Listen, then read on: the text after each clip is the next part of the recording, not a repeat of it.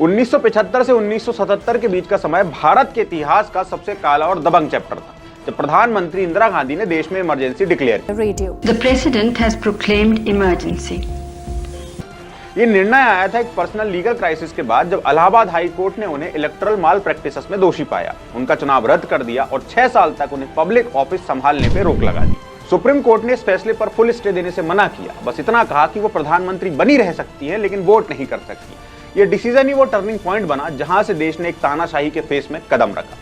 25 जून 1975 रात के अंधेरे में बिना किसी वार्निंग के इमरजेंसी लागू कर दी गई, इंटरनल डिस्टर्बेंसेस का बहाना बना के। दिल्ली के बहादुर शाह जफर मार्ग में बिजली काट दी गई, जहां से देश के बड़े अखबार निकलते थे ताकि अगले दिन लोग सच ना पढ़ सके। आने वाले कुछ दिनों में अटल बिहारी वाजपेयी, जयप्रकाश नारायण, मोरारजी देसाई, लाल कृष्ण आडवाणी जैसे लीडर्स को जेल भेज दिया गया। मीशा यानी कि maintenance of internal security act को और भी ड्रैकोनियन बना दिया गया, बिना ट्रायल्स के लोगों को जेल में डाला गया। 1 लाख से ज्यादा लोग गिरफ्तार किए गए। फंडामेंटल राइट जैसे स्पीच, असेंबली, मूवमेंट सब सस्पेंड कर दिए गए। इस दौरान अखबारों की आजादी को भी कुचला गया। अखबार जैसे कि इंडियन एक्सप्रेस और द स्टेट्समैन ने ब्लैंक एडिटोरियल पब्लिश करके प्रोटेस्ट किया। पार्लियामेंट के दोनों सदनों ने इमरजेंसी के पक्ष में वोट किया। 39वां और 42वां संविधान संशोधन पास किया गया, जिसमें प्रधानमंत्री, राष्ट्रपति और स्पीकर के इलेक्शंस को जुडिशियरी के रिव्यू से हटा दिया गया और सुप्रीम कोर्ट की पावर्स को काफी कम कर दिया गया। ये वही समय था जब पार्लियामेंट को सुप्रीम बनाने की कोशिश हुई और जुडिशियरी को सिर्फ एक पपेट बना दिया गया।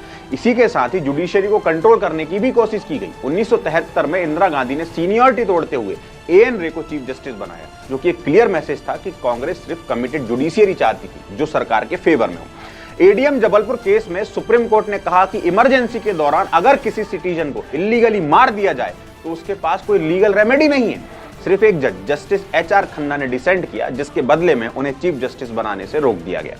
इमरजेंसी के वक्त कांग्रेस ने जुडिशियरी को पॉलिटिकली मैनिपुलेट किया, जिसका सबसे बड़ा रिएक्शन था कॉलेजियम सिस्टम का जन्म, जहां जजेस ही जजेस को अपॉइंट करते हैं ताकि एग्जीक्यूटिव कंट्रोल से बचाया जा सके। और सबसे जालिम चैप्टर था नसबंदी अभियान, जिसमें संजय गांधी के नेतृत्व में लाखों लोगों को जबरदस्ती स्टरलाइज किया गया, खासकर दिल्ली और नॉर्थ इंडिया में।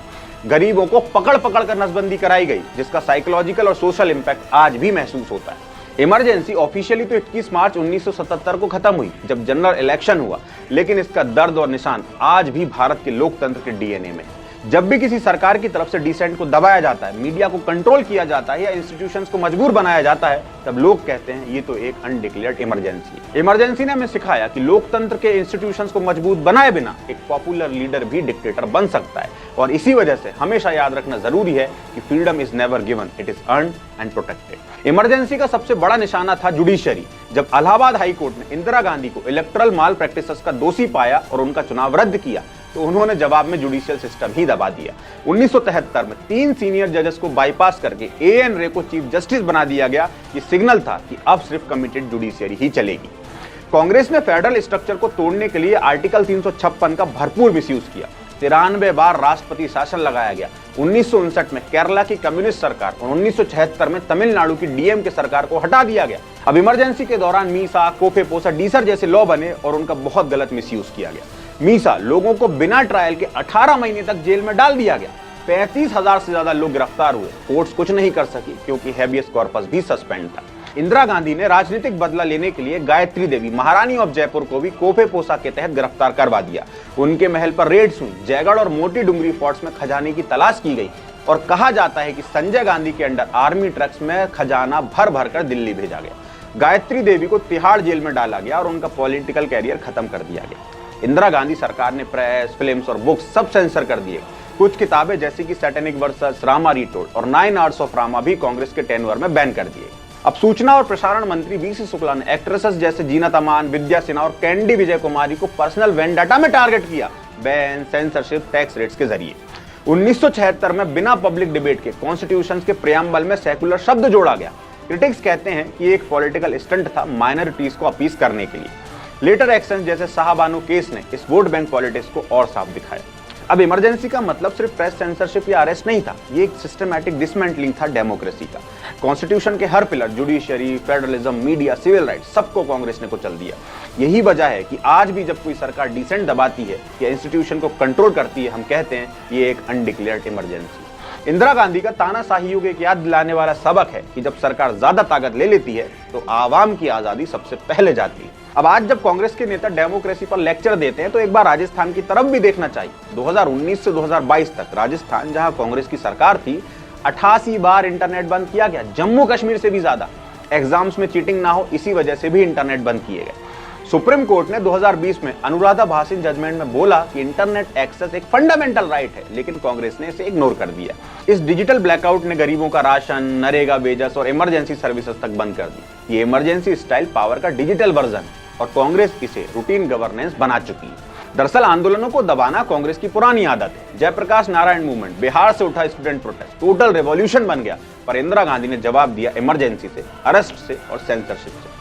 तमिलनाडु में स्टूडेंट प्रोटेस्ट में 70 लोग मरे, रिजल्ट कांग्रेस वहां से हमेशा के लिए गायब हो गई। नवनिर्माण आंदोलन, चिमन भाई पटेल के खिलाफ प्रोटेस्ट हुआ और इंदिरा गांधी ने सीएम से रिजाइन करवा दिया। एक और मिसाल सेंट्रल कंट्रोल की। अब 11 जुलाई 1975 इमरजेंसी के ठीक 2 हफ्ते बाद आईबी ने एक रिपोर्ट लिखी जो पूरा कांग्रेस का प्रोपेगेंडा था। उसमें लिखा गया कि जेपी आंदोलन और नवनिर्माण मिनी रिवोल्ट्स थे। रिपोर्ट का असली मकसद था ऑपोजिशन लीडर्स को बदनाम करना और इंदिरा गांधी की इमरजेंसी को जस्टिफाई करना। अब 1975 में सीबीआई ने उन ऑफिशियल्स पर रेड की जो मारुति प्रोजेक्ट, संजय गांधी का जो प्रोजेक्ट था, में करप्शन का सच ढूंढने की कोशिश की। कांग्रेस के लिए राष्ट्र का मतलब था गांधी परिवार इज इक्वल टू देश। जो उनके खिलाफ गया वो राष्ट्रद्रोही बन गया। देश की खुफिया एजेंसी रॉ को भी निजी काम करने के लिए रखा गया था। रॉ बनी कांग्रेस की पर्सनल स्पाई एजेंसी। एक्स रॉ एजेंट आर के यादव के मुताबिक 1975 में एक स्पेशल डेस्क बनाई गई, फ्रंट ऑर्गेनाइजेशन, जिसका काम था इंदिरा गांधी के पॉलिटिकल अपोनेंट्स को विदेश में ट्रैक करना, इनकी फोन टैप करना, पोस्टल लेटर्स को गायब करना और उनके परिवार के मेंबर्स तक का मूवमेंट रॉ के एजेंट्स मॉनिटर करते थे इंडियन एम्बेसीज के जरिए। अब जनता पार्टी के लीडर्स ने इसको रॉ का पॉलिटिकली मोटिवेटेड मिसयूज बताया। चौधरी चरण सिंह ने तो रॉ चीफ RN काव को समन भी किया था। 2010 में कांग्रेस की यूपीए राज में अमित शाह जी को सीबीआई ने सोहराबुद्दीन एनकाउंटर केस में अरेस्ट किया, जिसे बाद में सुप्रीम कोर्ट ने पॉलिटिकली मोटिवेटेड बताया। यूपीए एरा में ही सीबीआई पे सुप्रीम कोर्ट ने टैग लगाया, केज्ड पैरट, मतलब एक पिंजरे में बंद तोता, मतलब सरकार की बोलने वाली एजेंसी। ईडी के केसेस में 93% चार्जशीट सिर्फ रेड के बाद फाइल होती थी, लेकिन कन्विक्शन बहुत कम होता था। इसका मतलब था टारगेटिंग, ना कि न्याय। आर्टिकल 356 जो इमरजेंसी या कॉन्स्टिट्यूशनल क्राइसिस के टाइम यूज होता है, कांग्रेस ने इसे ऑपोजिशन सरकारों को गिराने के लिए 125 से ज्यादा बार यूज किया है। इंदिरा गांधी ने अकेली 50 बार आर्टिकल 356 का यूज किया। 1980 में पावर में आते ही 9 राज्य सरकारों की सरकार गिरा दी गई। 1984 में आंध्र प्रदेश के सीएम एनटी रामा राव को उनके मेडिकल ट्रीटमेंट के दौरान हटा दिया गया और एक रेबेल को सीएम बना दिया गया। पब्लिक आउटरीच के बाद उनको वापस फैसला लेना पड़ा। इमरजेंसी में संजय गांधी ने ब्रूटल पॉपुलेशन कंट्रोल ड्राइव चलाई, जिसमें 11 मिलियन से ज्यादा लोगों की जबरदस्ती नसबंदी कर दी गई। इस कैंपेन ने कांग्रेस की इमेज को बर्बाद कर दिया और 1977 के चुनाव में जनता ने इसका जवाब दिया, इंदिरा गांधी की बड़ी हार हुई। अब दरअसल ये सब मामले एक चीज दिखाते हैं, कांग्रेस के लिए power is equal to control, ना कि सेवा। कांग्रेस का इतिहास सिर्फ एक पॉलिटिकल पार्टी का नहीं, बल्कि पावर हंग्री माइंडसेट का है, जिसमें लोकतंत्र को सिर्फ एक टूल समझा गया, ना कि एक वैल्यू। इमरजेंसी के समय जो अथॉरिटेरियन टैक्टिक्स कांग्रेस ने अपनाई थी, उनका इस्तेमाल उन्होंने उसके बाद बिना इमरजेंसी डिक्लेयर किए भी कई बार किया। कांग्रेस ने हमेशा पावर को एक जगह सीमित करने की कोशिश की। पीएमओ से लेकर स्टेट गवर्नमेंट तक जो भी कांग्रेस के कंट्रोल में नहीं था, उसे हटा दिया गया, चाहे आर्टिकल 356 का मिसयूज हो या ऑपोजिशन सरकारों को गिराया जाना। आज भले कांग्रेस केंद्र सरकार में सत्ता में ना हो, लेकिन उनकी इमरजेंसी वाली सोच आज भी जिंदा है, जिसमें लोगों से उनके राइट छीने जाते हैं, इंस्टीट्यूशंस को कंट्रोल किया जाता है और गवर्नेंस के नाम पर सिर्फ पॉलिटिकल सर्वाइवल होता है। अब दरअसल कांग्रेस ने सिर्फ एक दफा लोकतंत्र को सस्पेंड नहीं किया, बल्कि उसका स्ट्रक्चर भी कमजोर किया, ताकि पावर उन्हीं के हाथ में बनी रहे। ये लीगेसी आज भी हमें पॉलिटिकल इनस्टेबिलिटी, इंस्टीट्यूशनल डिस्ट्रस्ट और वीक डेमोक्रेसी के रूप में महसूस होती है।